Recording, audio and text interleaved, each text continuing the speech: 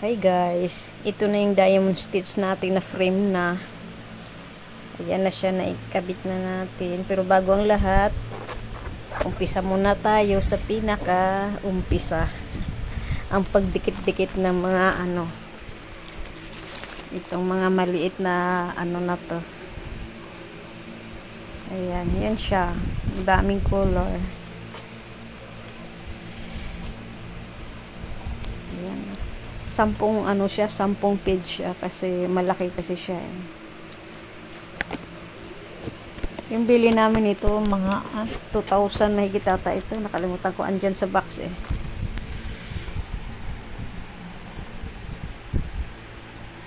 Yan, yan yung pangdampot natin.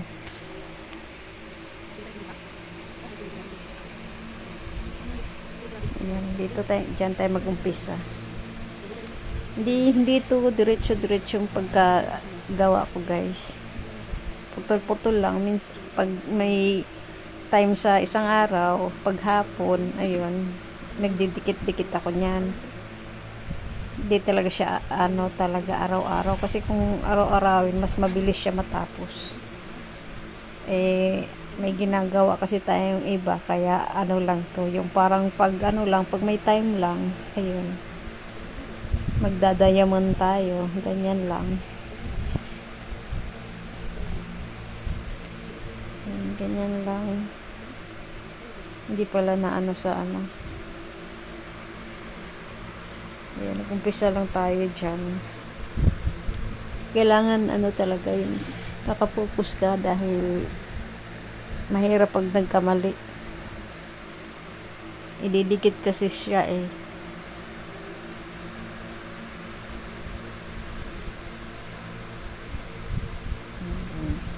Hindi pala siya nakuha na ng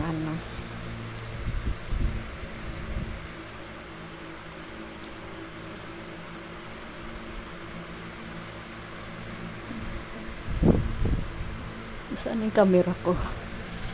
Hindi pala nakatutok sa kanya. Kaloka.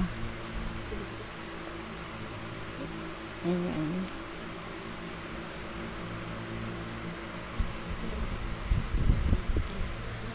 Siya guys, nung pinapa-frame namin, alam niyo kung magkano, sa SM namin siya binili kasi. Tapos doon din namin kung saan namin siya binili yung pattern at saka yung mismo bead, yung diamond na doon din namin siya pinapa-frame. Ang bayad doon sa ganyang kalaki is 4,400 yung pa-frame. Tapos alam nyo ba na may medyo maliit-liit konti niyan.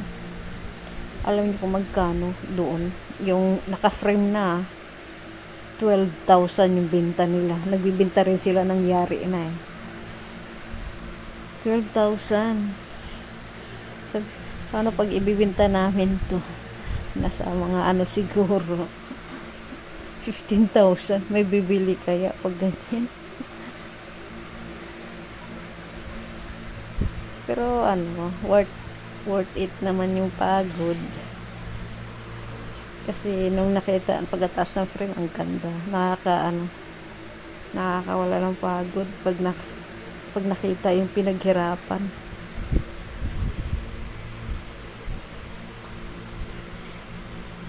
Ayan, ganyan. Ito nakita na. Na yung camera. Ganyan lang siya, tiyaga-tiyaga lang kasi by liter kasi siya eh. Susundan mo lang. Tsaka ingat lang kasi nakakaduling siya dahil nga maliit siya. Tas isa-isa mo siyang dadamputin. Kaya ingat lang talaga na dapat mailagay siya sa dapat niyang paglagyan. Ganyan siya. Madami na akong nagawa nito. Nakagawa na rin ako ng Japanese garden. At saka yung iba pang mga design. Kasi kasi dati ko, yung ginagawa ko dati. Naman yung dati, yung cross stitch. Yung cross stitch yung ginawa ko. Pero mas okay tong ganito, maganda. Kasi diamond siya. Kaya yung parang may kinang. Parang naging 3D siya pag pagkita mo sa kanya na lalo na pag paslant yung tingin mo sa kanya. May kinang siya. May kislap yung pag aanhin mo siya. Pag makita mo siya. Kaya maganda siya kaysa cross stitch. Kasi nagko-cross stitch din ako dati. Tapos ito na-try ko to, mas okay. Hindi ka na magtahi-tahi. Dikit-dikit lang. Tapos may kinang na siya. Maganda. Yung cross stitch kasi tahi talaga yan.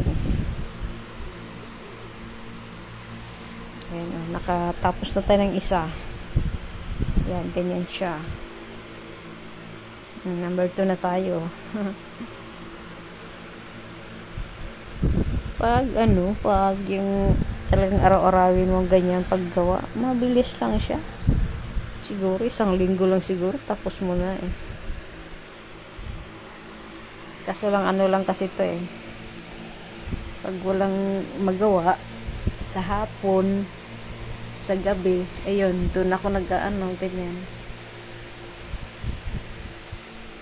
Sinisingit ko siya.